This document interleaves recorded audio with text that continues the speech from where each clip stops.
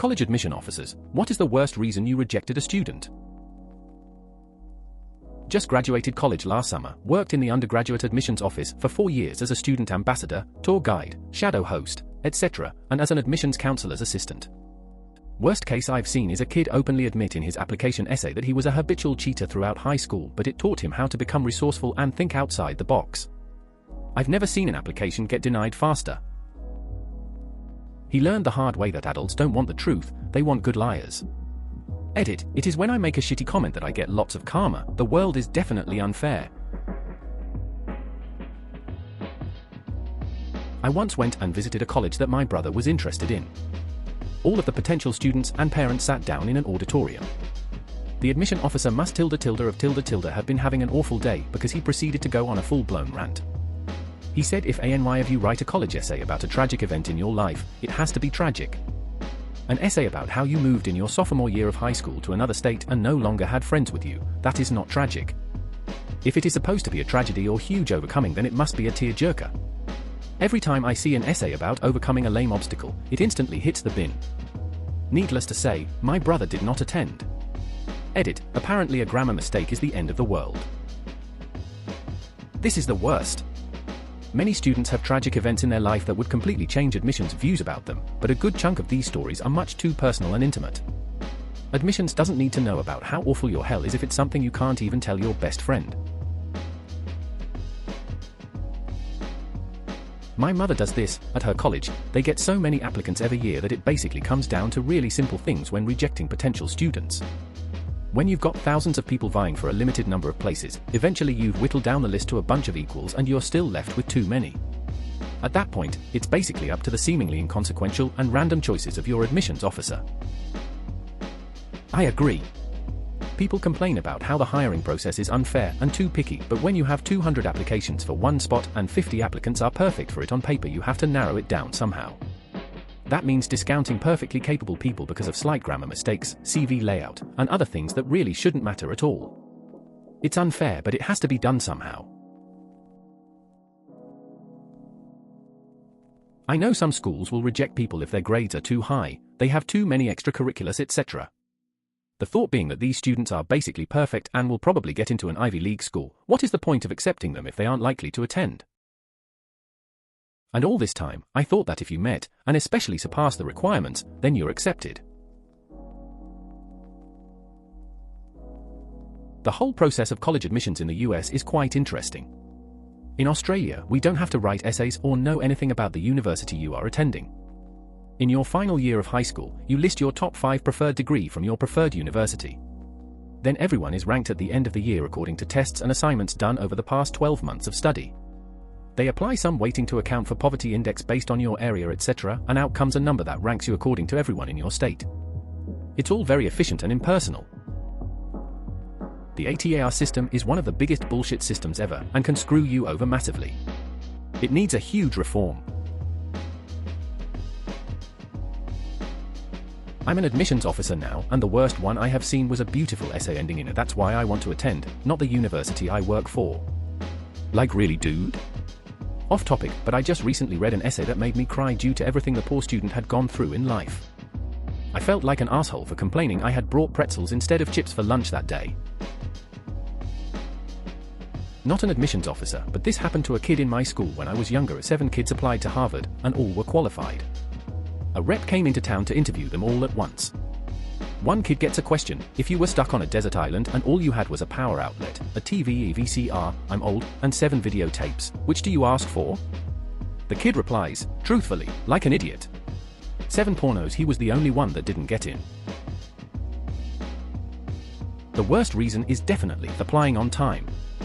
In many cases, including a school I worked at, waiting until spring or even summer benefited the applicant, as the school was desperate to hit enrollment numbers and lowered standards significantly, e.g. a 3.0 1,000 wouldn't get in January, but would receive a $20,000 scholarship in May. I wish I knew that when I was 18. I don't have a rejection, but an acceptance story. I applied to the 3rd best fashion design school in the US and spent weeks working on my portfolio. I was accepted, and later got to see some of the admissions portfolios for other students. Some were essentially stick figures. I guess they accept everyone, because it's crazy expensive and they just want your money. This is the same school that accepted Amanda Bynes while she was going through her breakdown, so yeah. It was a tough program though. I guess they accept everyone and start weeding them out in year 2. From my original class, there were only 6 of us that made it to graduation. I did learn my lesson though, art schools will take anyone. At one admissions presentation I went to for a good school, the admissions officer told us that one student applied to their school with over 100 letters of recommendation. He didn't have good grades, but hoped he could get in if he got everyone he knew to write him a letter of recommendation. He was turned down. Watching medical school applicants come through my school has been very interesting. I'm not on the admissions team but have been a student interview. It's really interesting to see what people will do, even at that high level. Seeing someone fall asleep during a presentation on the curriculum. Seeing someone get up during a 15-minute talk by the dean of the school and go to get things out of their bag. Hearing someone ask if they have to attend the whole interview day. You would think you wouldn't see these rookie errors at such a high level. Super late to the party, but my mom is an admissions counselor. I know, I'm sorry I'm not one, but the worst story I've heard from here goes like this. The student was outstanding, top GPA, test scores, good essay, but my mom had never heard of the school. So she does some searching and can't find anything on the school, odd, so she types in the address on Google Maps. What she finds is an abandoned school, which turns out no one has attended for years. Kid forged the entire application. I thought it was impressive, but she did not. Instant deny.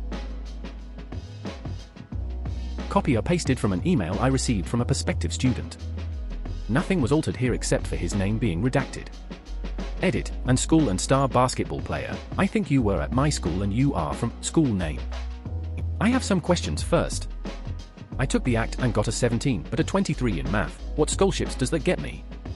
Do you have classes with star b-ball player? He's so dope. I want to study biochemistry and cure cancer. I really want to go to your school.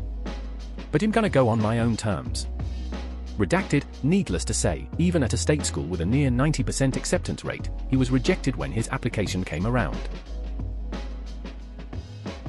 Once, one of those college speakers at my high school told us this story when explaining letters of rec to us.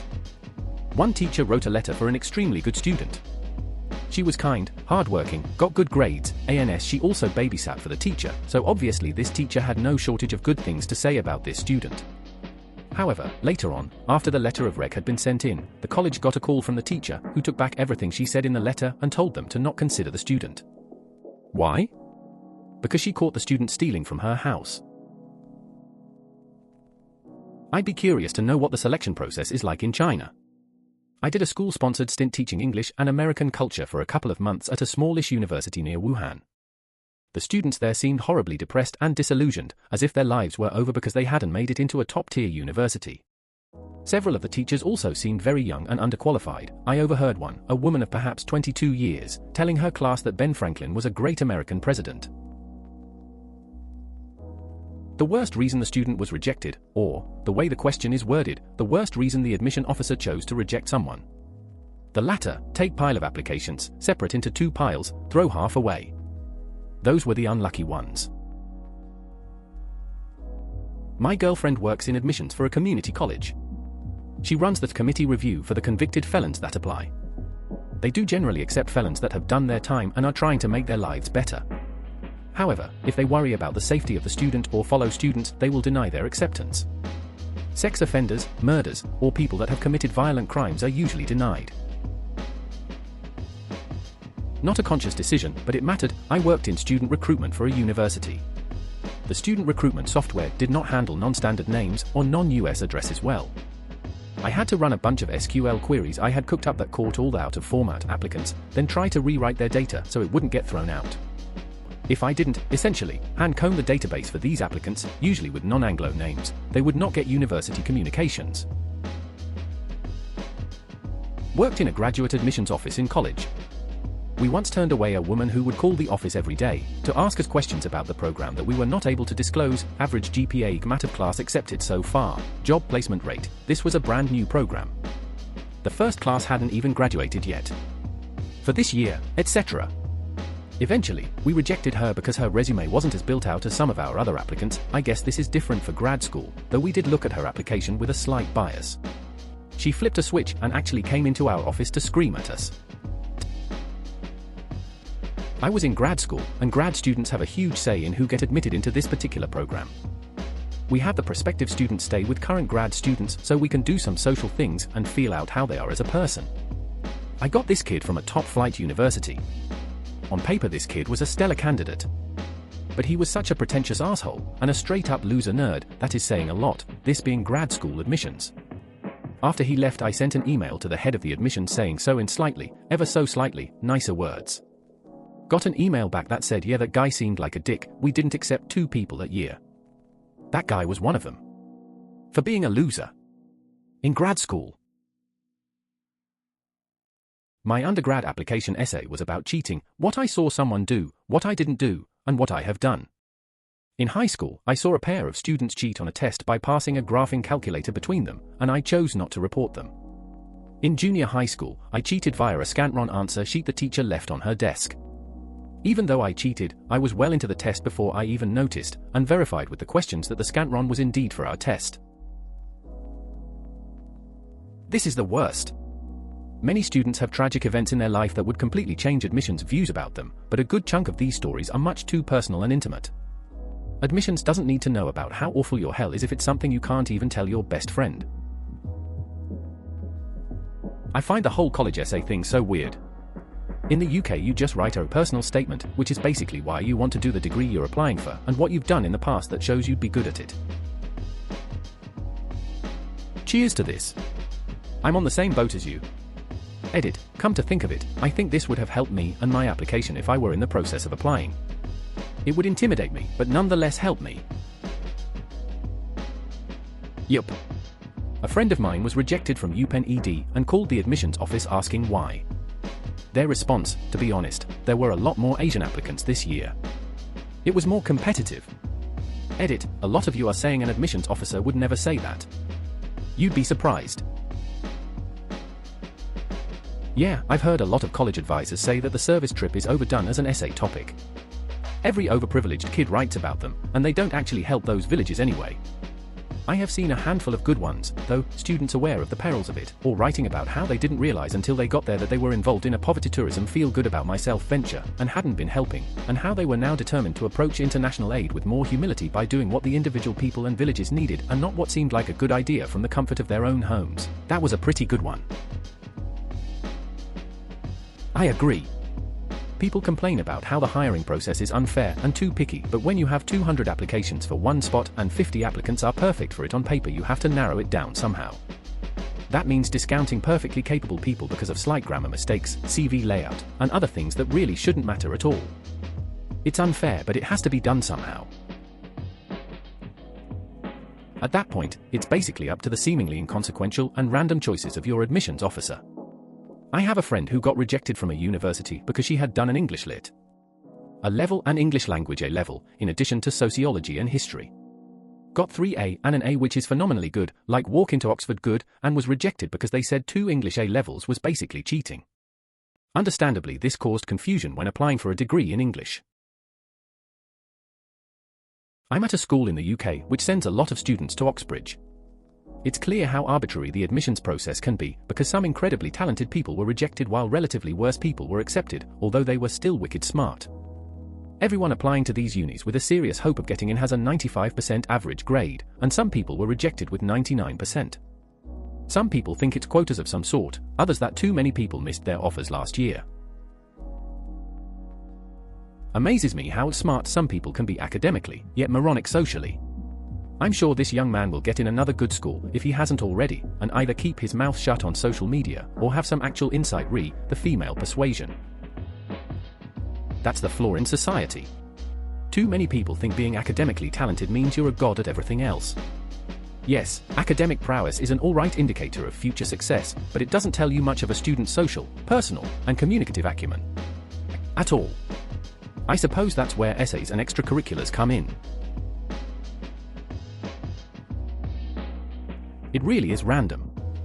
When you have a ton of applicants that are more or less equal but can only take less than 15% of them, it has to be. I have a friend who goes to Harvard but got rejected from Cornell even though Cornell is less selective. I don't see this as a bad reason for rejecting the applicant. In your defense, he was rejected on account of his behavior. I'm sure you and your boss higher positions at your job wouldn't have liked for unnecessary rudeness to be there. This also partially reasons with being able to reject anyone altogether. So why can you not take a minute and tell someone why they were not accepted? I doubt most people ask, but this could potentially be a life-altering decision for them, and honestly I would think they deserve to know. How else do they know what to improve with other applications? I guess it could be hard to look someone in the eyes and tell them that I have judged them boring off of a few pieces of paper. Yeah, that sucks, but it's a matter of attention to detail. If he was told beforehand that he had to wear unbranded clothes and he didn't, they were likely happy to have an easy and not completely unreasonable reason to whittle down the numbers.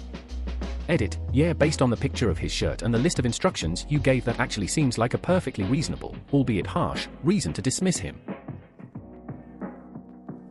I'm already annoyed by the question putting me on a desert island with a power outlet. Evidently not that desert. If there's power, I'm following the cable back to civilization. What year was this? Okay, nowadays it's plausible to be a solar installation with batteries. Still, there would surely be a cabin, so the list of assets should be going way up. But you list TV VCR. So that probably dates pre-2000, when remote solar installations on islands weren't super common. If the question were posed back in that day, that is, when it was made up, not when it is supposed to take place, that would have to be a pretty high-tech installation if it's on a desert island. It would have to be some sort of research installation, I'd think. I wish it were that easy here in the US. Perhaps attending certain universities is so high in demand, and there isn't enough space available, unfortunately, for all those who applied, which means cutoffs have to be made, hence accepting a person of minority over one who isn't, with 2 equal applications. Is anyone rejected, albeit having met the university requirements? When I was applying to colleges, I had a Yale alumni interview scheduled and I missed it because I put the wrong date in my calendar. I showed up like half an hour late after the guy called me asking where I was. Needless to say, I did not attend Yale. Which is why many high school seniors in the US changed their Facebook names. I didn't, because I don't post stupid shit on social media, and if a college actually judges me by what bands I follow, I probably don't really want to go there. A lot of my friends changed their names in the hope that universities wouldn't be able to find them.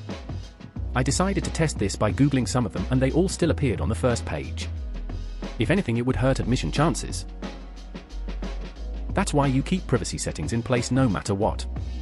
And quite a few social media sites have a do not index me on Google option in the privacy settings. I went to accepted students weekend at an excellent university, top 20. It was during April in a location further south than my home, so the trees were blooming there already when they were not in my hometown. I have severe pollen allergies, and I wasn't prepared for this, so I took a Benadryl and ended up falling asleep in a presentation by a top researcher in my chosen field.